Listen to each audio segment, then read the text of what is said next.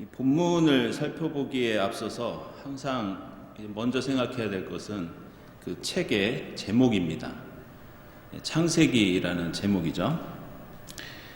아시는 것처럼 구약 성경은 이 히브리어로 기록되었고요. 창세기의 히브리어 제목은 베레시트라고 합니다. 베레시트. 왜 베레시트냐? 오늘 창세기 1장 1절에 맨 앞에 나오는 단어가 베레시트입니다. 우리말로는 이제 태초에라고 나오죠. 창세기가 기록되던 당시 고대 중동에서는 이스라엘뿐만이 아니라 다른 나라들도 마찬가지입니다. 책 제목을 따로 짓는 것이 아니라 그 책에 나오는 첫 번째 단어로 정하는 그런 습관이 있었습니다. 그래서 창세기의 첫 번째 단어가 베레시트이기 때문에 책 제목이 바로 이것이고 그 의미는 태초에 이런 뜻입니다. 그리고 이것은 구약 성경의 나머지 책들 출애굽기, 레위기, 민수기 다 맨 앞에 나오는 단어를 히브리어 성경에서는 책 제목으로 삼고 있습니다. 근데 우리는 이걸 창세기라고 하죠. 우리 영어 성경에서는 제네시스라고 합니다.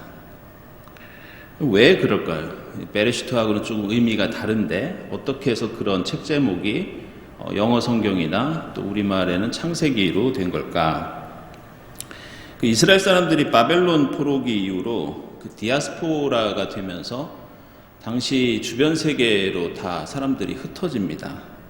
그리고 그들이 살던 지역이 나중에 그리스 제국, 마케도니아 제국에 의해서 헬레니즘 문명의 영향을 받으면서 이 사람들이 히브리어를 이제 잊어버리고 대신 헬라어를 쓰게 됩니다. 혼동을 위해서 이제 미리 말씀을 드리면 헬라어, 그리스어, 히랍어 이건 다 같은 말입니다. 우리를 코리아라고 외국 사람이 부르지만 대한민국이라고 부르는 것처럼 그리스 사람들도 이제 외국 사람들 그리스라고 하지만 자기들 스스로는 헬라스라고 이렇게 부릅니다.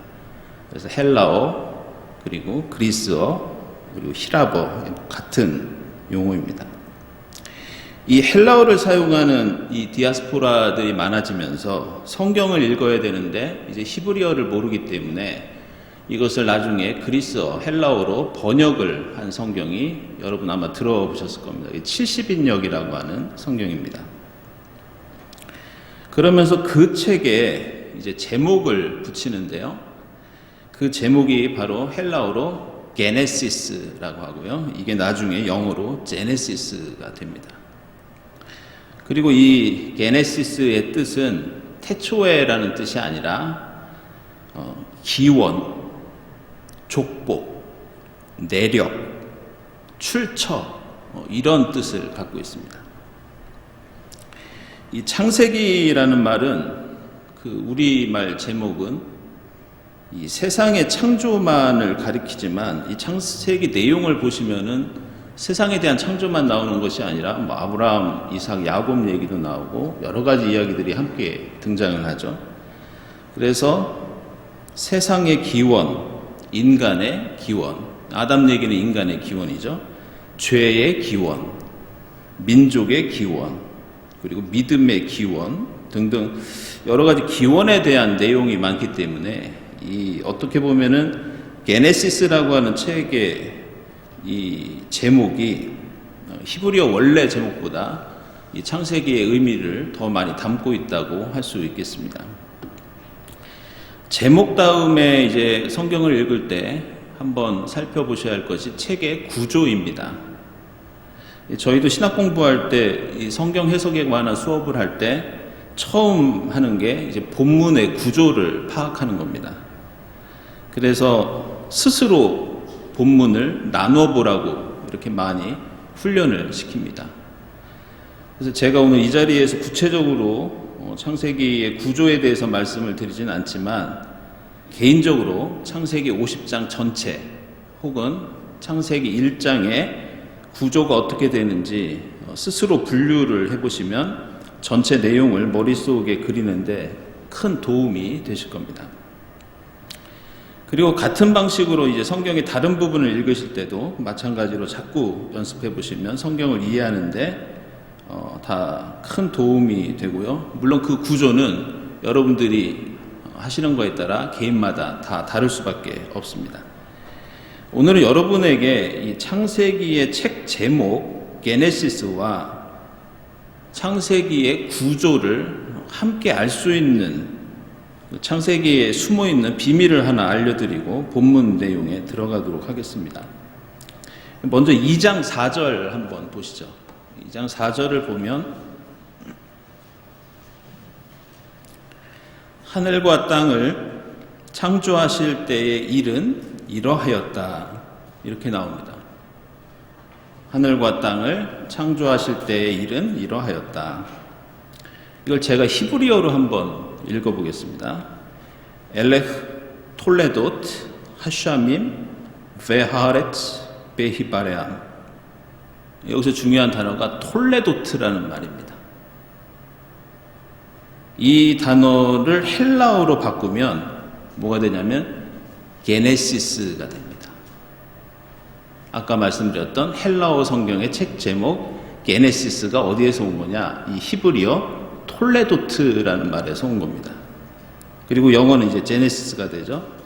그리고 그 뜻은 앞에서 말씀드렸듯이 기원, 족보, 내력, 출처입니다. 그래서 2장 4절에 원래 번역은 이렇게 됩니다. 하늘과 땅의 족보는 이러하다. 하늘과 땅의 내력은 이러하다. 이겁니다. 5장 1절 한번 보시죠. 여기에 보면은 아담의 역사는 이러하다. 이렇게 나오죠. 이걸 히브리어로 읽으면 제사페르 톨레도트 아담 이렇게 됩니다. 여기도 2장 4절처럼 톨레도트라는 말이 나오죠. 그래서 5장 1절도 원래 번역은 아담의 족보가 이러하다. 아담의 내력이 이러하다. 이런 뜻입니다. 6장 9절 한번 더 보겠습니다. 거기 이제 보면 노아 얘기가 나옵니다. 노아의 역사는 이러하다. 여기도 엘레흐 톨레도트 나흐 노아. 히브리어로 읽으면 이렇습니다. 여기도 톨레도트가 나오죠. 노아의 내력, 노아의 족보는 이러하다. 그런데 이러한 톨레도트가 창세기에 무려 10번이나 나옵니다. 10장에 노아의 아들들에 대해서도 나오고요. 11장에 셈의 계보와 데라의 계보, 25장에 이스마엘의 계보, 그리고 이삭의 계보, 36장에 에서의 계보, 37장에 야곱의 계보까지 굉장히 많이 나옵니다. 그래서 창세기는 10번의 톨레도트라고 하는 단어를 일부러 사용함으로써 창세기 전체를 이 톨레도트라고 하는 단어에 의해서 구조화시킵니다. 그래서 창세기는 결국 하늘과 땅의 기원, 아담, 즉 인간의 기원, 그리고 지금까지 말씀드렸던 톨레도트가 나오는 여러 믿음의 조상들의 기원, 이것을 다루고 있는 것이고, 그것에 집중해서 바로 게네시스라고 하는 그 헬라어 성경에서는 그 톨레도트 자체를 책 제목으로 삼은 걸 볼 수 있습니다. 조금 복잡하니까 제가 다시 정리해 드리겠습니다. 창세기의 원래 히브리어 제목은 태초에라는 뜻을 가진 창세기의 첫 번째 단어 베레슈트였는데, 이것을 헬라어로 번역하면서 창세기에 10번 나오는 톨레도트를 번역한 게네시스에 주목하면서 그것을 책 제목으로 정했다. 그리고 그건 영어로 제네시스고 뜻은 족보, 기원, 출처, 내력, 이렇게 되겠습니다. 제목을 이렇게 많은 시간을 제가 할애해서 말씀드리는 이유는요, 이 성경을 공부하는데 생각보다 성경 자체의 내용보다, 그 의미보다 이 성경이라는 책이 어떤 성격을 가지고 있느냐, 이게 사실 훨씬 중요합니다. 예를 들면 제 앞에 공기청정기의 사용설명서가 있고 시집이 있고 그림책이 있다고 한번 생각을 해보십시오. 사용설명서를 보면서 감동을 받고자 하는 사람은 아마 없을 겁니다.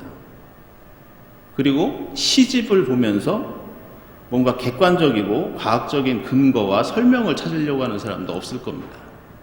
그만큼 우리가 뭔가 글을 읽고 어떤 책을 앞에 둘 때는 벌써 그 책에 대한 생각들, 나의 전이해, 이게 그것을 해석하고 받아들이는데 대단히 중요한 바탕을 제공합니다. 그런데 성경은 굉장히 복잡합니다. 그래서 그것을 한마디로 얘기하기가 대단히 힘듭니다. 그래서 성경이 어떤 종류의 책인지를 자꾸 몸에 습관화시키는 게 대단히 중요합니다. 그렇지 않으면 많은 오해를 하게 됩니다.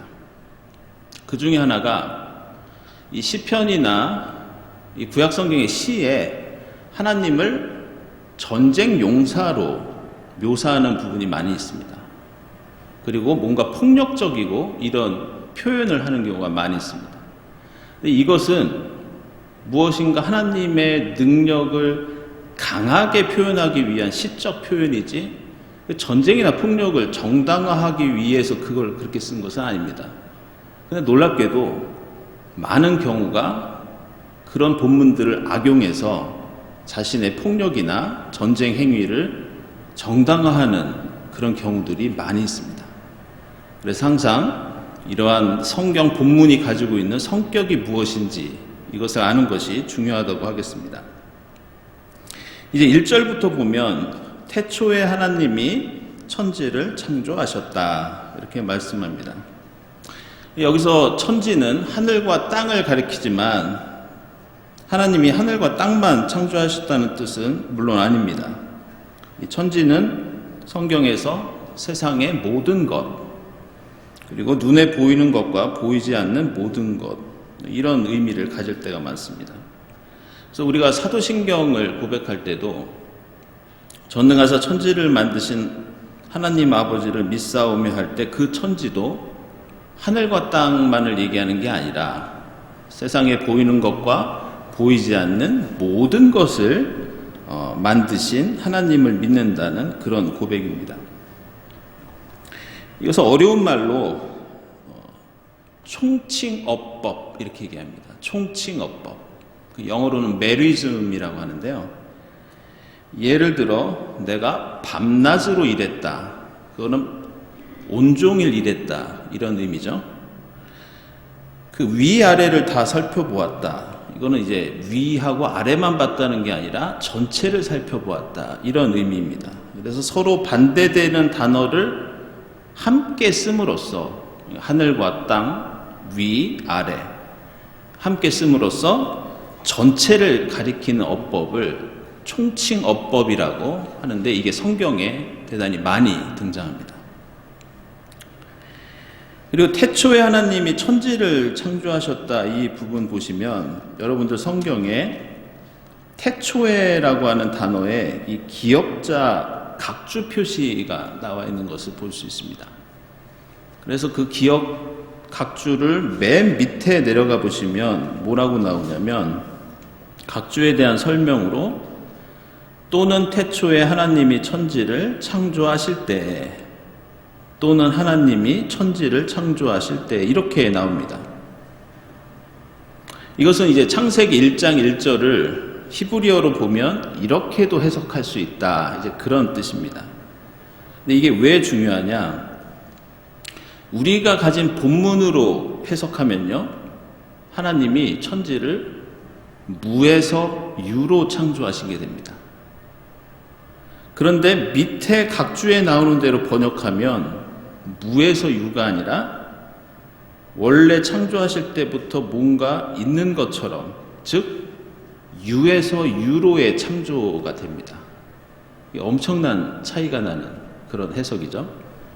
하지만 성경 전체의 논조는 하나님의 창조가 무에서 유를 창조하신 걸로 나오기 때문에 아래 각주에 나오는 것은 참고 사항이고 실제로 그렇게 보지는 않습니다. 그래서 이런 비슷한 성경 문학의 특징이 이제 4장 1절에도 나오는데 요거는 4장 말씀드릴 때 따로 언급해 드리겠습니다. 2절부터 이제 창조의 과정이 나오는데 사실 이게 대단히 좀 어렵습니다. 여러분들도 아마 읽으실 때 이게 천지창조의 내용이 어떻게 된 건가 머릿속에 쉽게 그려지지 않으시는 경우가 많이 있을 겁니다.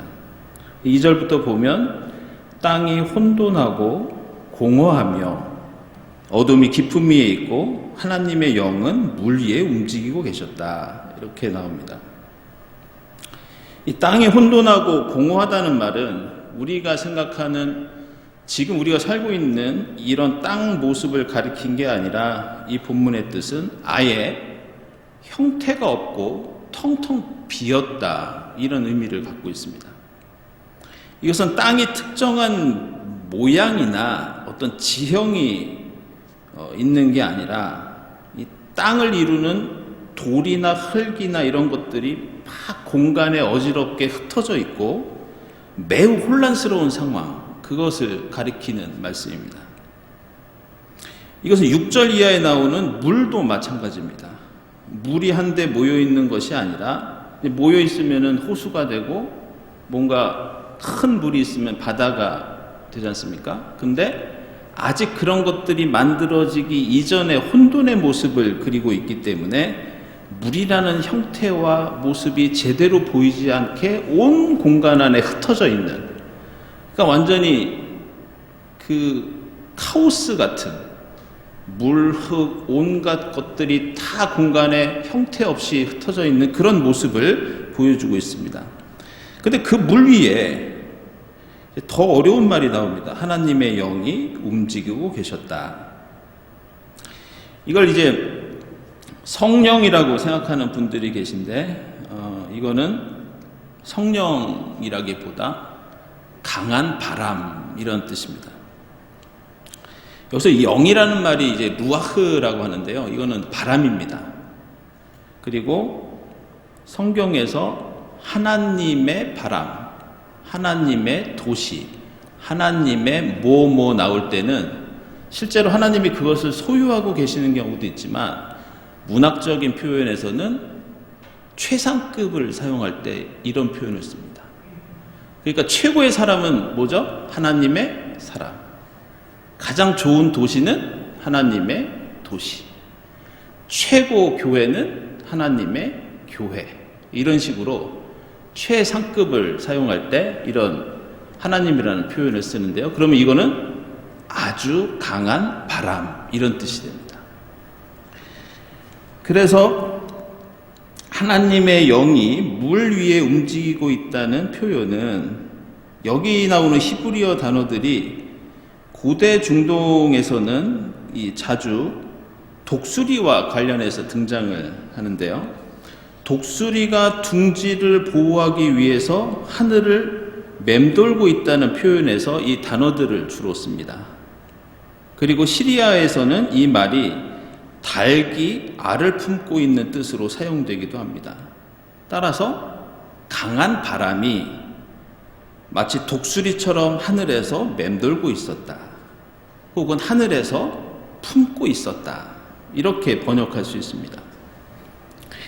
이것은 무질서와 공허, 어둠과 혼란이라는 본격적으로 하나님의 창조 사역이 시작되기 전일지라도 이미 하나님께서는 이 모든 것을 보고 계시고 보호하고 계시고 품고 계셨다는 그런 의미입니다. 정리하면 3절부터 5절까지 빛을 창조하시고 빛과 어둠을 나누신 다음에 하늘과 땅과 바다를 창조하신 과정, 이것을 다시 설명을 드리면 물이나 흙이나 여러 물질들이 어지럽게 우주에 흩어져 있고 형태를 알 수 없는 그 혼돈 속에 있을 때에도 독수리가 둥지를 보호하듯이 또는 알을 품고 있듯이 그 모든 혼돈 또한 하나님의 손길과 품 안에 두셨고, 그리고 본격적인 창조의 과정은 어떻게 시작하느냐, 6절에 나오는 것처럼 이 모든 흩어져 있는 물질 한 가운데에다가 하나님께서 창공을 밀어 넣으십니다. 그 창공은 일종의 공간입니다. 궁창. 다시 말씀드리면 여기가 우주라고 한다면 이 우주의 큰 혼돈, 물과 돌과 온갖 물질들이 어지럽게 흩어져 있는 상태에서 하나님이 이 가운데에다가 창공을, 공간을 만드셔서 밀어넣으시면서 물을 위로 올리고 아래로 내리고 흙은 아래로 내려서 땅을 만들고, 이런 그림이 지금 이 창세기 1장에 나타나고 있는 그런 모습입니다.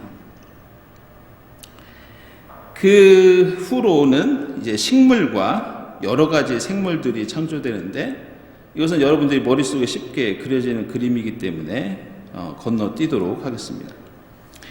어쨌든 지금 이 창조기사의 중요한 특징은 하나님의 창조가 무질서와 혼돈과 공허로부터 질서와 안정, 그리고 충만한 것으로 전환된다는 것이 중요합니다. 그래서 창조의 과정의 특징을 두 가지로 표현하면 나눔, 그리고 충만, 이렇게 생각할 수 있습니다. 1장 4절 한번 보시죠. 하나님께서 창조 과정에서 첫째 날에 빛과 어둠을 나누십니다. 나눔이죠. 6장 7절을 보면 둘째 날에 궁창이의 물과 아래의 물로 나누십니다. 셋째 날에 9절과 10절을 보면 땅과 바다를 구분하십니다. 이처럼 하나님의 창조는 먼저 분리와 나눔을 통해 무질서에 질서를 부여하는 그런 과정을 갖고 있습니다. 그리고 분리를 통해서 질서뿐 아니라 하나님께서는 분리된 곳들을 빛과 생물들로 충만하게 채우십니다. 그래서 이 특징이 나눔과 충만, 이렇게 됩니다. 이 질서와 충만이라는 특징은 이 창세기 1장의 전체적인 구조에서도 드러납니다. 느끼셨겠지만 창세기 1장은 매우 조직적으로 기록이 되어 있어서 이 내용뿐만이 아니라 이 문체와 구조도 하나의 질서를 느끼게 됩니다. 그 특징을 한번 살펴보시면요, 하나님이 말씀하시기를 이라는 표현이 똑같이 3절, 6절, 9절, 14절, 20절, 24절에 나옵니다. 그리고 저녁이 되고 아침이 되니 몇째 날이 지났다, 이 표현도 5절, 8절, 13절, 19절, 23절, 31절에 반복이 됩니다. 그대로 되었다는 표현도 3, 7, 9, 11, 15, 24, 30 이렇게 나옵니다. 그리고 첫째 날부터 셋째 날까지의 창조는 넷째 날부터 여섯째 날까지의 창조와 또 대응이 됩니다. 무슨 말씀이냐면 첫째 날에 빛을 창조하죠. 넷째 날에는 빛이 나오는 해, 달, 별을 창조합니다. 둘째 날에는 궁창을 만들어서 궁창을 위아래로 나누죠. 근데 다섯째 날에는 궁창 위에 하늘을 나는 새들과 아래 물속에서 생활하는 물고기가 창조됩니다. 제3일에는 땅이 드러나 식물이 자라는데 6일에는 그것을 먹고 사는 동물과 사람이 창조됩니다. 이처럼 1, 2, 3, 4, 5, 6이 서로 대응을 합니다. 이건 일부러 이렇게 성경 기자가 고안을 해서 기록을 한 겁니다.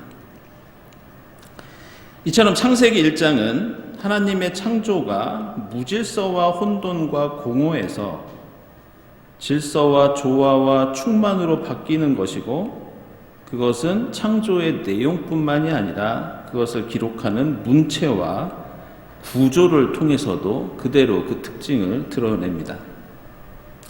하지만 하나님의 영이 물 위에 움직이고 계셨던 것처럼 이 무질서와 질서, 혼돈과 조화, 어둠과 빛, 모든 것은 하나님 품 안에 있는 것이고, 그 품 안에서 창조의 손길을 통해 질서와 조화와 빛으로 바뀌었다는 게 중요합니다. 마지막으로 26절 이하에 나오는 인간 창조에 대한 본문을 간략하게 설명드리고 정리하겠습니다.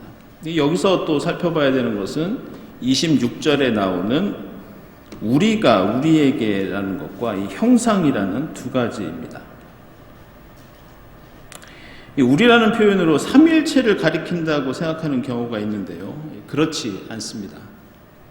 창세기가 기록되던 시기에는 이 삼위일체 교리가 없었고 그런 비슷한 생각조차 없었습니다. 그런데 이 고대 중동의 문학에서는 무엇인가를 강조할 때 우리라고 하는 복수형을 쓰는 경우가 많이 있습니다. 우리 말에도 비슷한 용례가 있죠. 우리 한번 해볼까? 할 때 뭔가 의지를 표현할 때 우리라는 말을 쓰는 경우가 있는데요.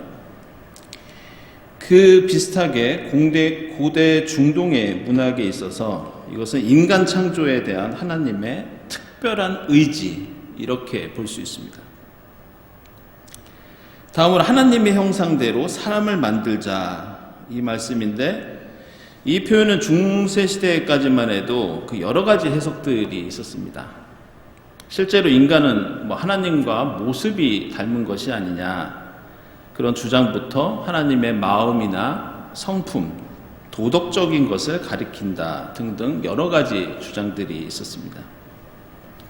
하지만 이 하나님의 형상과 관련된 이 고고학적인 발견이 20세기 초반에 나오면서 이런 여러 가지 의미들은 바로 정리가 됩니다.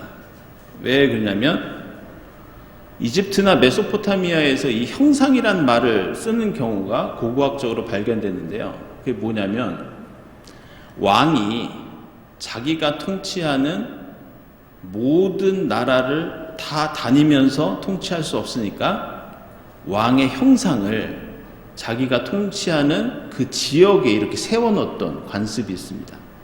근데 그걸 형상, 성경에 나오는 형상이라는 말과 거의 비슷한 말로 씁니다. 그러니까 우리가 하나님의 형상대로 지음을 받았다는 것은 일종의 인간의 역할. 우리는 하나님이 통치하고 창조하신 세상의 각 지역, 각 곳마다 놓여진 하나님의 대리인, 이런 뜻을 갖고 있습니다. 따라서 하나님께서 인간을 하나님의 형상으로 지으셨다는 것은 우리를 피조세계에 대한 관리인, 대리인으로 세웠고, 신약 성경에서 보면 하나님의 청지기들에 대한 얘기들이 나오는데 바로 비슷한 의미를 갖고 있습니다. 그래서 이것은 보통 백성들의 복지를 증진시키는 의무가 있는 왕에 비유되기도 합니다. 만약 우리가 하나님의 청지기로서 우리 마음대로 자연을 훼손하거나 동물들을 마구 죽이거나 한다면 그것은 백성들의 복지를 증진시키는 왕이 아니라 폭정을 통해서 인권을 유린하는 이 독재자처럼 됩니다. 그것처럼 여기 나오는 우리가 하나님의 형상대로 지음을 받아서 그것을 다스리라고 하는 하나님의 말씀은 철저한 관리자, 그리고 하나님의 선한 통치의 대리인, 이런 의미를 갖고 있다고 하겠습니다. 그래서 우리는 자연세계와 더불어 공생하면서 우리는 하나님의 창조 질서를 지키고 무질서와 혼돈을 질서와 조화로 승화시키는 역할을 감당해야 한다는 것, 이것이 바로 하나님의 형상대로 지음받은 인간의 의무라고 하겠습니다. 오늘 이렇게 새해 첫 주를 창세기 1장을 함께 읽었는데요. 우리가 새해를 맞이하면서 함께 묵상할 만한 점 두 가지만 전해드리고 말씀을 마칠까 합니다. 첫째는 오늘 창세기 1장에 자주 나오는 창조하다라는 단어입니다. 이건 히브리어로 바라라고 합니다. 바라. 근데 이 창조하다라고 하는 동사는 성경에서 하나님한테만 쓰는 단어입니다. 그리고 여기에는 전치사 같은 게 붙지 않습니다. 이것은 창조는 무조건 하나님만의 행위다. 그리고 하나님은 그 창조를 위해서 다른 어떤 보조적인 수단을 필요로 하지 않으신다. 어떤 도움도 필요하지 않으신다. 이런 뜻입니다. 우리는 하나님이 창조하신 세계 안에서 살면서 우리가 무엇인가 새롭게 발견하고 새롭게 만들고 심지어는 우리도 뭔가를 창조할 수 있다고 그렇게 생각합니다. 하지만 오늘 창세기 1장에 의하면 그건 아닙니다.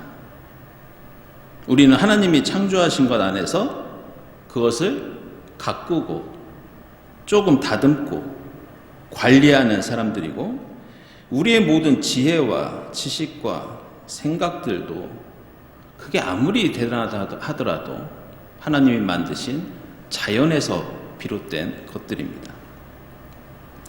따라서 오늘 창세기 1장을 읽으면서 이 새해에 하나님 앞에 우리가 다시 한번 겸손해질 수 있기를 바랍니다. 하나님의 영이 온 우주를 품고 계시듯이 우리가 가진 모든 것들이 하나님의 품 안에 있고 하나님의 보호 아래에 있다고 고백할 수 있기를 바랍니다. 마지막으로 오늘 우리가 읽은 본문에서 주목할 것은 1장 16절에 나오는 말씀입니다.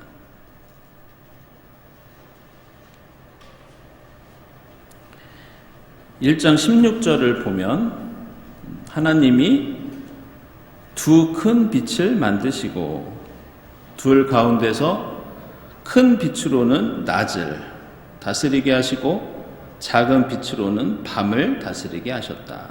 또 별들도 만드셨다. 바로 이 부분입니다. 여기서 두 큰 빛이 무엇인지는 아마 여러분들이 잘 아실 겁니다. 낮을 다스리는 큰 빛은 태양이고 밤을 다스리는 작은 빛은 달입니다. 그런데 맨 뒤에 나오는 별은 별이라고 해놓고 왜 앞에 나오는 태양과 달이라고 하지 않고 큰 빛, 작은 빛 이렇게 말씀하고 있는가? 이게 대단히 중요합니다. 오늘 창세기 1장이 말과 글로 전해져 오다가 이제 책으로 편찬이 된 것은 이스라엘 백성들이 바벨론 포로로 끌려갔을 때 책으로 편찬이 됩니다. 그런데 거기서 이스라엘 백성들이 포로 생활을 하면서 바벨론 사람들이 믿던 신들을 알게 됩니다. 그 신은 바로 태양신 샤마쉬 그리고 달의 신 난나라는 신입니다. 따라서 성경 저자는 창세기를 기록하면서 그 더러운 태양과 달이라는 단어조차 언급하는 걸 피합니다. 한마디로 바벨론에서 겪었던 그 사람들이 믿던 그 우상, 그 이름조차도 떠올리고 싶지 않다. 왜냐하면 그것은 신이 아니라 우상일 뿐이고 하나님의 피조물일 뿐이다. 이렇게 무언으로 강조하고 있습니다. 2022년 새해를 맞이하면서 혹시 우리 안에 하나님보다 더 귀한 것이 있는가? 하나님보다 더 우선순위에 있는 것이 있는가? 우리는 오늘 이 창세기 1장의 큰 빛과 작은 빛을 보면서 혹시 내 안에 태양과 달이 있는가 살펴보는 여러분이 될 수 있기를 바랍니다. 이 세상의 어떤 것도 창조주 하나님을 대신할 수 있는 것은 없고 창조주 하나님보다 우선시 될 수 있는 것도 없습니다. 혹시 나의 궁극적인 관심이 하나님이 아닌 내가 자랑하고 귀히 여기는 다른 데에 가 있다면, 내가 그것을 마치 하나님처럼 여기고 있다면 그것들의 위치를 다시 피조물의 자리로 끌어내리는 것, 그것이 바로 오늘 창세기 1장을 통해서 우리가 결단해야 할 신앙이라고 하겠습니다. 올 한 해 창조주 주님과 함께 이 땅의 무질서와 혼돈, 어둠과 공허를 질서와 조화와 충만으로 바꾸어가는 귀한 하나님의 청지기들이 될 수 있기를 주님의 이름으로 축원합니다.